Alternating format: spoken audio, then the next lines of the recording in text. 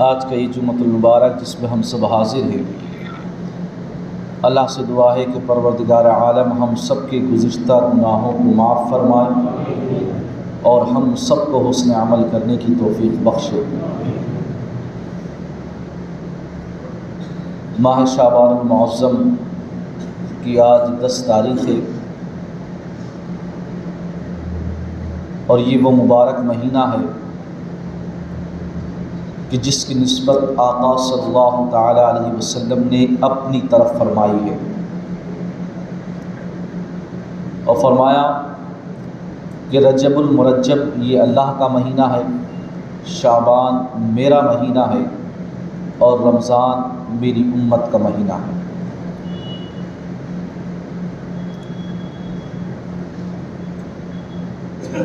فضل رسول بدایونی رحمۃ اللہ تعالی علیہ فرماتے ہیں، احادیث کریمہ کی روشنی میں، کہ جس نے ماہ شعبان میں روزے رکھے اس نیت کے ساتھ کہ یہ رسول کریم صلی اللہ تعالی علیہ وسلم کا مہینہ ہے، نبی کریم صلی اللہ تعالی علیہ وسلم اس ماہ میں روزے رکھتے تھے۔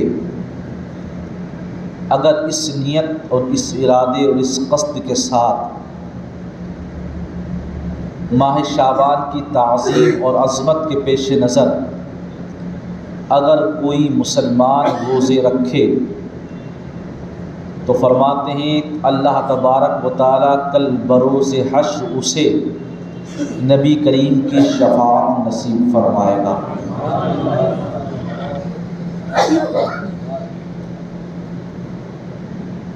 یہ اتنی بڑی خوشخبری ہے، اتنی بڑی بشارت ہے، یہ ایسا مژدہ ہے یہ کہ یقین مانیے آپ، ہم بہت گناہ گار ہیں۔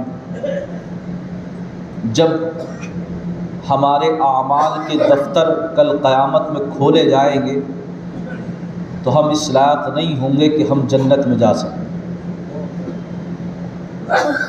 میں ہی کیوں نہ ہوں اور آپ ہی کیوں نہ ہوں، سب اپنے گناہوں کے بارے میں جانتے ہیں، سب اپنے اپنے گریبان میں جھانک کر دیکھیں تو معلوم ہوگا کہ واقعی اگر جنت ہمیں مل سکتی ہے تو اللہ کے فضل سے مل سکتی ہے یا رسول کریم کی شفاعت سے مل سکتی ہے۔ اگر اللہ تبارک و تعالیٰ عدل کرنے پہ آ جائے تو ہمارے اعمال اس لائق نہیں کہ وہ ہمیں جنت میں لے جائیں، کیونکہ وہ تمام برائیاں، وہ تمام بداعمالیاں، وہ تمام افعال قبیحہ جن سے قرآن کریم نے منع کیا، آقا دو جہاں نے منع فرمایا ہے، وہ تمام کے تمام ہم انجام دیتے ہیں۔ کون سا گناہ ایسا ہے جو ہم نہیں کرتے ہیں؟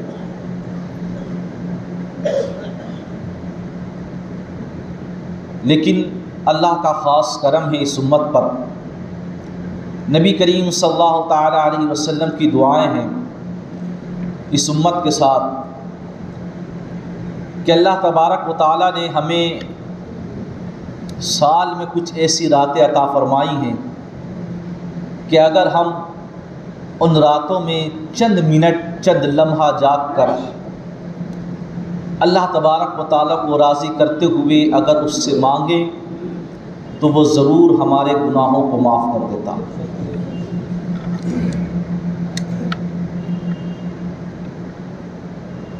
ہم انسان ہیں اور انسانی فطرت یہی ہے کہ وہ گناہ بھی کرتا ہے اور اچھائیاں بھی کرتا ہے، لیکن ہم مسلمان ہیں اور مسلمان کی فطرت یہ ہے کہ وہ گناہ کرتا ہے تو فوراً توبہ کرتا ہے اور کوئی اچھا عمل کرتا ہے۔ مسلمان وہ ہوتا ہے کہ اگر گناہ کر جاتا ہے اس لیے کہ وہ انسان ہے، وہ بشر ہے، وہ مٹی کا پتلا ہے اور وہ گناہ کرے گا، لیکن سچا اور اچھا مسلمان وہی ہے کہ وہ گناہ کے بعد نادم ہوتا ہے رب کی بارگاہ میں توبہ کرتا ہے اسے احساس ہوتا ہے کہ میں نے گناہ کیا، کیونکہ وہ شیطان کی طرح ہٹ دھرم نہیں ہوتا ہے، وہ شیطان کی طرح رب کی بارگاہ میں حجت قائم نہیں کرتا ہے کہ میں نے فلاں فلاں وقت کی نمازیں پڑھی ہیں، اگر ایک گناہ کر لیا تو کیا قصور ہے اس میں؟ نہیں، وہ چھوٹا گناہ بھی ہوتا ہے، گناہ صغیرہ جسے کہتے ہیں، وہ تب بھی اللہ کے حضور توبہ کرتا ہے، اور اللہ تبارک و تعالیٰ اتنا مہربان ہے، ایسا رحمان اور رحیم ہے وہ کہ وہ گناہوں کو معاف کر دیتا ہے۔ علماء فرماتے ہیں کہ جمعرات گزار کر جو رات آتی ہے جسے ہم جمعے کی رات کہتے ہیں، اس رات میں بندوں کو چاہیے کہ چند منٹ جاگ کر اللہ کے حضور توبہ کریں، اللہ تبارک و تعالیٰ پورے ہفتے کے گناہ معاف کر دیتا ہے۔ شب برات جو شعبان المعظم کے 14 دن گزارنے کے بعد 15ویں رات آتی ہے، اس رات میں اگر بندہ جاگ کر اللہ کے حضور توبہ کرے، علماء فرماتے ہیں اللہ تبارک و تعالیٰ اس کے سال بھر کے گناہ معاف کر دیتا ہے۔ لیلۃ القدر یہ وہ رات ہے کہ جس رات میں قرآن کریم کا نزول ہوا، یہ وہ رات ہے جو رات رمضان مبارک میں آتی ہے، اور جس کو مخفی اور پوشیدہ رکھنے میں بڑی حکمتیں ہیں۔ فرماتے ہیں اس رات میں اگر کوئی جاگے اور اللہ کے حضور توبہ کرے، اللہ تبارک و تعالیٰ زندگی بھر کے گناہ معاف کر دیتا ہے، زندگی بھر کے گناہ معاف کر دیتا ہے۔ اس لیے ہم سب کو چاہیے کہ جب ان راتوں کی فضیلت حدیث میں آئی، علماء نے بیان فرمایا، اکابرین نے بیان فرمائی ہے، اس پر حدیثیں موجود ہیں، تو ہم سب کو چاہیے کہ ہم ان راتوں میں جاگ کر کچھ دیر ضرور اللہ کی عبادت کیا کریں، تاکہ وہ ہمارے گناہوں کا کفارہ بن جائے، اور اللہ تبارک و تعالی ہمارے اس عمل سے خوش ہو کر ہمارے گناہوں کو معاف کر دے۔ ماہ شعبان المعظم ہے یہ، آقا صلی اللہ تعالی علیہ وسلم اس ماہ میں کثرت سے روزے رکھتے ہیں۔ حضرت عائشہ صدیقہ فرماتی ہیں کہ آپ پورے ماہ روزے رکھتے ہیں۔ ایک روایت میں آتا تھا کہ آپ اکثر روزے سے رہتے ہیں۔ مسلم شریف کی روایت اس طرف گئی ہے کہ آقا صلی اللہ تعالی علیہ وسلم اس ماہ میں اکثر روزے رکھا کرتے تھے۔ صحابہ کو یہ خوف ہوتا کہ کہیں ایسا نہ ہو کہ رمضان کے بعد شعبان المعظم کے بھی روزے ہم پر فرض ہو جائیں۔ اس سے معلوم ہوا کہ آقا صلی اللہ تعالی علیہ وسلم کو اس ماہ میں روزہ رکھنا پسند تھا، آپ روزے رکھتے تھے۔ اس لیے ہم سب کو چاہیے کہ ہم اس ماہ میں کثرت سے روزے رکھیں۔ 10 دن نکل چکے ہیں، ہم اگلے دن سے اس کی شروعات کریں، ہفتے میں 2 یا 3 روزہ رکھنا شروع کریں۔ اس سے آپ کی عادت بھی بنے گی اور رمضان مبارک کے روزے رکھنا آپ کے لیے آسان بھی ہو جائے گا۔ اللہ کے نبی صلی اللہ تعالی علیہ وسلم فرماتے ہیں کہ جب ماہ شعبان آ جائے تو اپنے جسموں کو پاکیزہ رکھو، اور اس ماہ میں اپنی نیت اچھی رکھو، انہیں حسین بناؤ، کیونکہ یہ رب کی جانب سے عطا کردہ خاص دنوں میں سے ایک خاص دن اس میں اللہ نے ہمیں عطا فرمایا ہے۔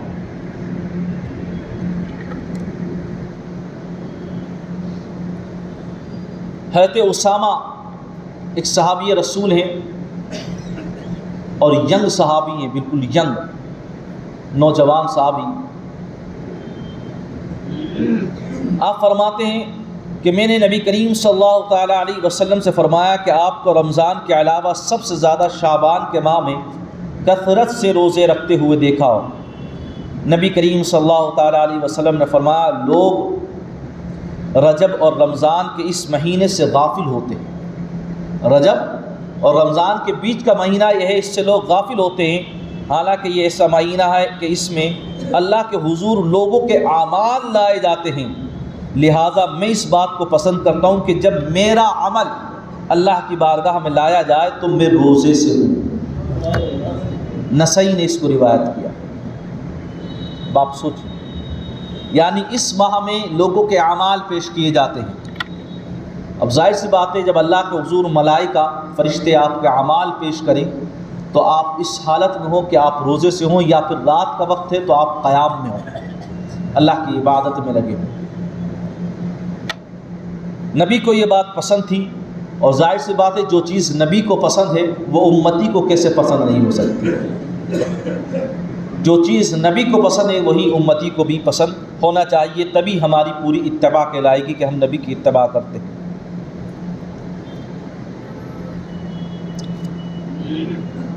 جو رات آنے والی ہے جس کے بارے میں ہم شب برات یا لیلۃ البرات کہتے ہیں، اس کے کئی نام ہیں۔ ان راتوں کی طرف چند اشارے کر دیتے ہیں، پھر اس کے بعد انشاءاللہ وقت ملا تو کچھ باتیں کریں گے، نہیں تو شب برات میں تو انشاءاللہ یہاں بیان ہوگا ہی ہوگا۔ امام غزالی رحمۃ اللہ تعالی علیہ نے اس رات کے بارے میں مکاشفۃ القلوب کے اندر کئی نام بتائے۔ فرمایا اس رات کا ایک نام یہ ہے لیلۃ الشفاعہ، شفاعت کی رات بھی اسے کہتے ہیں۔ آپ نے فرمایا 13ویں کی رات اللہ تعالیٰ سے اپنی امت کی شفاعت کی دعا مانگی آقا صلی اللہ تعالیٰ علیہ وسلم نے۔ آقا صلی اللہ تعالیٰ علیہ وسلم نے 13ویں کی رات یعنی شعبان کی اپنی امت کی شفاعت کی دعا مانگی، اللہ تبارک و تعالیٰ نے 1/3 امت کی شفاعت مرحمت فرمائی۔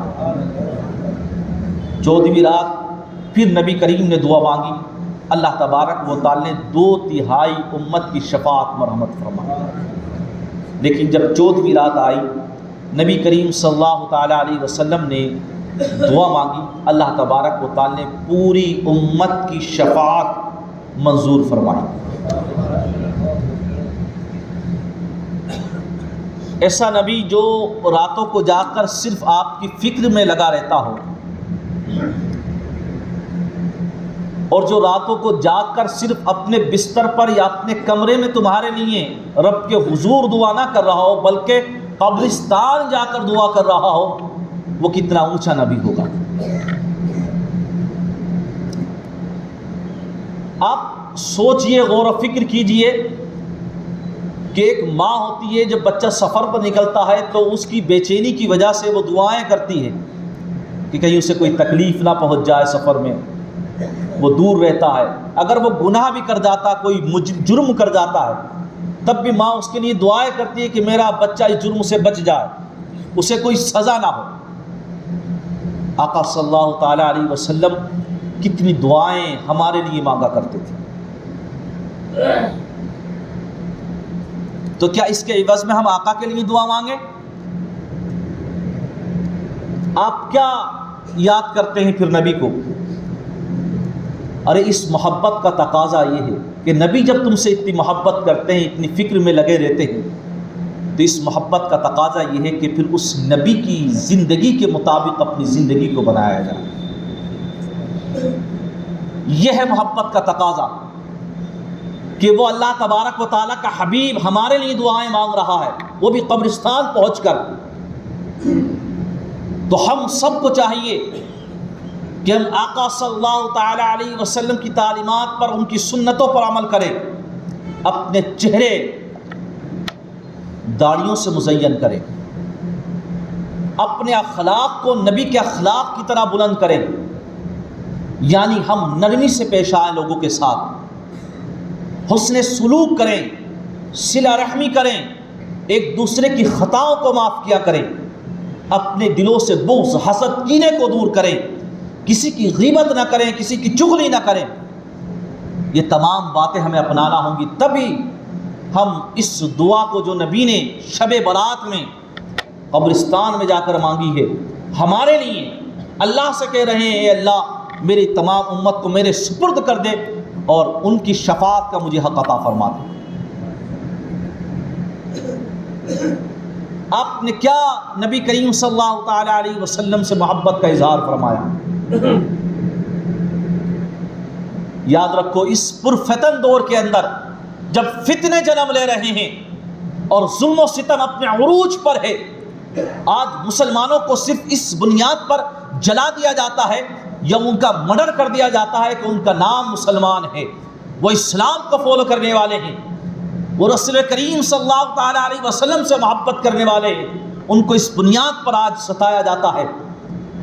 تو تمہارا اس معاملے میں کیا رویہ ہونا چاہیے؟ میں یہی کہہ سکتا ہوں کہ اس معاملے میں تمہیں اور نبی سے محبت کرنا چاہیے، اور لوگوں کو یہ پیغام دینا چاہیے کہ تم ہمارا سر تن سے جدا کر دو، تم ہمارے اوپر ظلم و ستم کے پہاڑ ڈھا دو، تم ہمیں آگ میں جلا دو، سمندر میں بہا دو، مگر ہمارا نام بھی مسلمان والا ہے اور ہمارے کام بھی اسلام والے ہیں، اور ہمارا کام یہی ہے کہ ہم جب تک رہیں گے، ہماری سانس باقی رہے گی، محمد محمد کے صلی اللہ علیہ وسلم کے ترانے بھی گاتے رہیں گے، اور ہمارے چہرے داڑھیوں سے مزین بھی رہیں گے، اور نبی کریم کی تعلیم کے مطابق ہم لوگوں کو معاف بھی کرتے رہیں گے اور اپنی مسجد آباد بھی کرتے رہیں گے۔ یعنی اپنی پریکٹسز، اپنے اعمال کے ذریعے تم لوگوں کو یہ پیغام دو کہ تم ہمیں کتنا بھی ستا لو، مگر ہم نبی سے محبت آخری دم تک کرتے رہیں گے۔ اس کے علاوہ کوئی جواب نہیں ہے دشمنان اسلام کے لیے۔ اگر تم دشمنان اسلام کو جواب دینا چاہتے ہو تو بس اپنے اعمال کے ذریعے ان کو جواب دو، اور تمہارا اعمال کیا ہونا چاہیے؟ یہی جو ساری باتیں میں نے آپ کو بتائی ہیں ابھی، نبی کریم کی تعلیم، نبی کریم کی سنتیں ہیں صلی اللہ علیہ وسلم۔ اس رات کا ایک نام ہے بخشش کی رات۔ امام احمد سے روایت ہے، فرماتے ہیں کہ نبی کریم صلی اللہ تعالیٰ علیہ وسلم نے فرمایا کہ اللہ تعالیٰ 15 شعبان کی رات اپنے بندوں پر ظہور فرماتا ہے، اور 2 شخصوں کے علاوہ دنیا میں رہنے والے تمام انسانوں کو بخش دیتا ہے۔ ان 2 میں سے ایک وہ ہے جو مشرک ہے، اور دوسرا وہ ہے جو کینہ پرور ہے، کینہ پرور ہے اور ایک مشرک ہے۔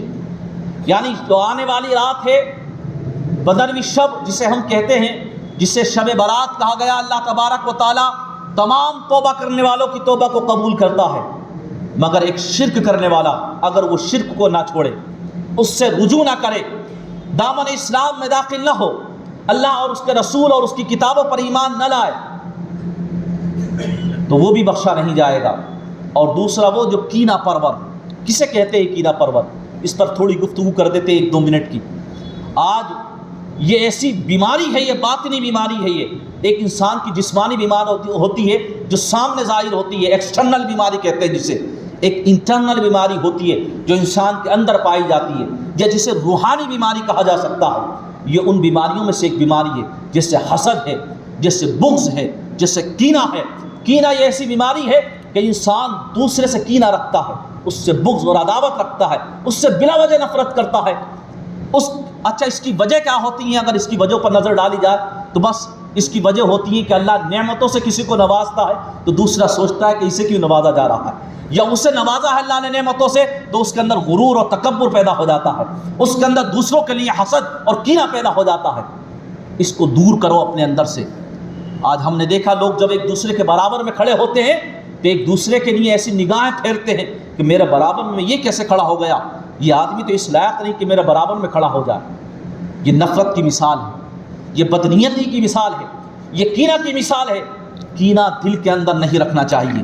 ہمیشہ یاد رکھو اس کو دور کیسے کیا جائے، اس کا سبب کیا ہے، سبب تو بتا دیا، اس کو دور کرنا کیسے؟ اس کو دور کرنے کا جو ذریعے ہیں ان میں سے ایک یہ ہے کہ جس کے لیے دل میں کینہ بیٹھ جائے، بغض بیٹھ جائے، اس کو سلام میں پہل کی جائے، اس سے مصافحہ کیا جائے، اس سے تحفے پیش کیے جائے، اس کی جگہ جگہ تعریف کی جائے، جب بھی ملا جائے تو خندہ پیشانی سے ملا جائے اور اس کے مسکرا کر صدقے کے طور پر اسے دعائیں دی جائیں۔ پھر دیکھو اس کے دل کے ذریعے اور تمہارے دل کے ذریعے جو محبت پیدا ہوگی، اللہ تبارک و تعالیٰ اس پر اجر عظیم عطا فرمائے گا۔ یہ بہت بری بیماری ہے، باطنی بیماری۔ اس میں انسان خود بخود اندر ہی اندر ختم ہوتا رہتا ہے، آپ کو پتہ بھی نہیں چلتا کہ ایمان کب ختم ہو جاتا ہے۔ یہ ایسی بیماری ہے کہ خود نبی کریم فرما رہے ہیں، امام احمد سے روایت ہے کہ ایسا شخص اس دن بھی نہیں بخشا جائے گا جس دن اللہ تبارک و تعالیٰ تمام لوگوں کو بخشش فرما رہا ہوتا۔ اب سوچئے کتنی بیکار یہ بیماری ہے۔ یہ اللہ ایسی بیماریوں سے ہمیں دور رکھے، اپنے دلوں سے بغض، حسد، کینے کو دور فرمانا۔ اسی طریقے سے اس رات کے بارے میں آتا ہے کہ اسے آزادی کی بھی رات کہا گیا ہے، آزادی کی رات۔ حضرت انس ابن مالک رضی اللہ تعالیٰ عنہ سے روایت فرماتے ہیں کہ نبی اکرم صلی اللہ تعالیٰ علیہ وسلم نے حضرت عائشہ کے پاس کسی کام کے سلسلے میں بھیجا میں نے واپسی کی جلدی کی تو حضرت عائشہ صدیقہ رضی اللہ تعالی عنہ نے کہا اے انیس بیٹھو۔ حضرت انس چونکہ نبی کریم صلی اللہ تعالی علیہ وسلم کے ساتھ کافی وقت گزارا ہے آپ نے، اور آپ کا بچپن ہے، آپ بچے ہیں، آپ چلڈرین کی صف میں شامل تھے، تو وہ بیٹھتے ہیں تو آپ حضرت عائشہ فرماتی ہیں اے انیس یہاں بیٹھو۔ انس کی جگہ انیس انہیں پیار سے کہتی ہیں، فرماتی ہیں نک نیم کے طور پر اے انیس یہاں بیٹھو، میں تجھے 15ویں شعبان کی رات بات سناتی ہوں۔ حضرت عائشہ صدیقہ رضی اللہ تعالی عنہ حضرت انس کو یہ بات بتا رہی ہیں، اب آپ بتانا اپنے بچوں کو جا کر کے، تاکہ حضرت عائشہ کی سنت ہو یہ۔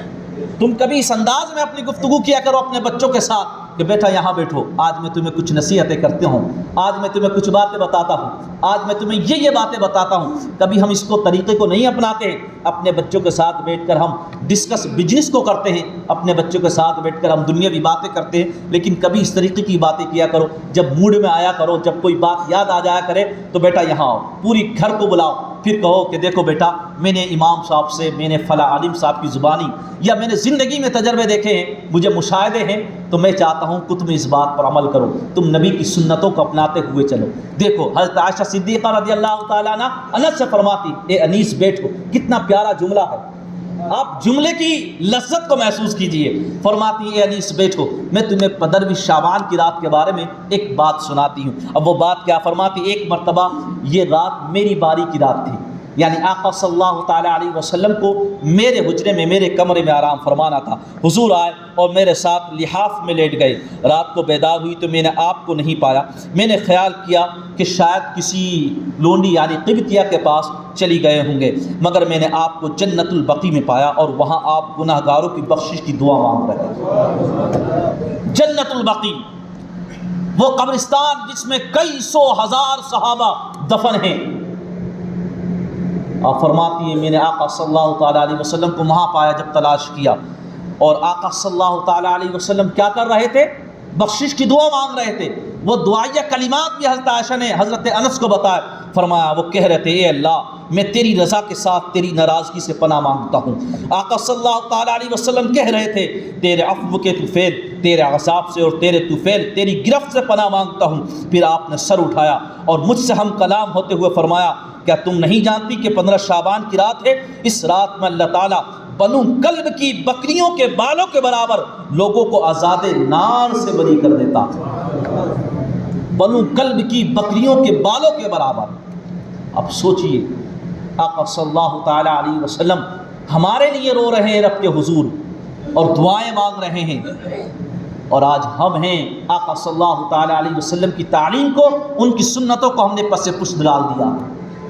ہمارے گھروں میں جو ہے آج میوزک گانا، ہمارے گھروں میں جو ہے آج ظلم و ستم کی آوازیں آتی ہیں باہر تک، لیکن ہمارے گھروں سے کبھی قرآن کی تلاوت کی آواز نہیں آتی، کبھی نبی کریم صلی اللہ تعالیٰ علیہ وسلم کی احادیث سناتے ہوئے آواز نہیں آتی ہے۔ اسے قسمت اور تقدیر کی رات بھی کہا گیا، یعنی اگلے سال تک مرنے والے جو نام ہیں اللہ تبارک و تعالیٰ فرشتوں کو لکھوا دیتا ہے کہ اس سال یہ لوگ دنیا سے چلے جائیں۔ ہم لوگ پلاننگ کر کے بیٹھتے ہیں کہ مجھے یہ کرنا ہے، مجھے شادی کرنی ہے، مجھے یہ کرنی ہے، لیکن ہمیں نہیں پتہ ہوتا ہے کہ ہمارا نام فہرست میں لکھ دیا گیا ہوتا ہے۔ ہم لوگ بڑی بڑی پلاننگ کرتے ہیں، لیکن ہماری قسمت اور تقدیر، اس لیے اسے قسمت اور تقدیر کی رات بھی کہا گیا۔ ہم سب کو چاہیے کہ ہم اچھے اچھے عمل کیا کریں، کیا پتہ کس کا نام لکھ دیا گیا ہو اگلے سال۔ اس لیے ہمیشہ تیاری اچھی کرنا چاہیے، کیونکہ وقت بھی ہو رہا ہے۔ آخری باتیں یہ ہے کہ اس رات میں کوئی واویلا نہ مچایا جائے، اس رات میں کسی بھی طریقے سے بدعت و خرافات نہ کی جائے، جو ہمیں احادیث میں ملتی ہیں باتیں اس پر عمل کیا جائے۔ نفل نماز پڑھنا ہے، یا دن میں روزہ رکھنا ہے، یا رات میں قیام اللیل ہے جسے ہم قیام اللیل کہتے ہیں، یعنی رات میں قیام کرنا ہے، یا اس کے علاوہ آپ کو اگر زیارت قبور کرنا ہے تو یاد رکھو کوئی ضروری نہیں ہے کہ اسی رات میں آپ جائیں۔ اگر آپ آج بھی جائیں گے تو جمعے کے دن جانے کا بھی ثواب ہے، لیکن اس رات میں اگر جائیں گے تو یاد رکھیں کسی بھی طریقے کا شور نہیں ہونا چاہیے، کسی کو تکلیف نہیں پہنچنا چاہیے، کیونکہ بہت سارے لوگ ایسے ہوتے ہیں کہ جو بہت سخت آرام کی جن کو ضرورت ہوتی ہے، تو ہم سب کو چاہیے کہ کسی کو تکلیف نہ پہنچائیں۔ موٹر سائیکل یا اس کے علاوہ کسی بھی طریقے سے موٹر میں بیٹھنے کے بعد، یعنی کار وغیرہ میں بیٹھ کر لوگ اس کا سائلنسر نکال کر جس طریقے سے شور و غل کرتے ہیں، اور 3-3 4-4 بائک پہ لوگ بیٹھ کر گھومنے جاتے ہیں، یاد رکھو اس کی شرع میں اجازت نہیں ہے، اس کی شرع اجازت نہیں ہے۔ آپ سبھی کو چاہیے کہ اس پر قدغن لگائیں۔ پٹاخے چھوڑنا اس کی بھی اجازت نہیں ہے۔ اپنے بچوں کو سختی سے منع کریں۔ اگر معلوم ہے کہ ان پیسوں سے بچہ جو ہے پٹاخے خریدے گا یا بائک میں پیٹرول ڈلوا کر کے رات میں گھومے گا تو آپ کے لیے پیسے دینا بھی جائز نہیں ہے۔ آپ اس کو پیسے بھی نہ دیں۔ پھر اپنے بچوں کو سخت تاکید کریں، اپنا اس کا ہاتھ پکڑ کر اپنے ساتھ مسجد میں لایا، اگر لانا چاہتے ہیں تو۔ عشاء کے بعد بیان ہوتا ہے، اس بیان میں شریک ہو، پھر وقت ملے تو آپ نفل نماز پڑھیں، نہیں تو اپنے گھر جا کر بھی سو سکتے ہیں، کوئی حرج نہیں ہے، کوئی حرج نہیں ہے۔ لیکن عبادت میں رات گزرنا چاہیے، کیونکہ آقا فرماتے ہیں جس نے عشاء کی 2 رکعت عشاء کی نماز پڑھی پھر فجر کی پڑھی، یعنی عشاء کی نماز پڑھ کر سو گیا پھر فجر کی نماز پڑھی ہے، بیچ میں کوئی کام نہیں کیا، اس کا پوری رات عبادت میں لکھا جاتا ہے۔ تو یہ عمل بھی کافی ہے۔ اور ہم تو چاہتے ہیں کہ تمہارے لیے آسانیاں رہیں، کوئی مشقت نہ ہو، کوئی پریشانی نہ ہو تمہیں، مگر تم ایسا کوئی عمل نہ کرنا کہ جس کی وجہ سے ہم اہل سنت والجماعت بدنام ہوں، کوئی ایسا عمل نہ کرنا جس کی وجہ سے ہم جیسے علماء یا ہم جیسے ائمہ بدنام ہو جائیں۔ تو ہم سب کو چاہیے کہ ہم ان باتوں پر عمل کریں۔ یہ چند باتیں تھیں جو عرض کی، باقی باتیں انشاءاللہ شب برات میں عرض کریں گے۔ اللہ تبارک و تعالی عمل کی توفیق بخشے، کوئی غلطی و معاف فرمائے۔ استغفر اللہ ربی من کل ذنب و اتوب الیہ وما علینا الا البلاغ۔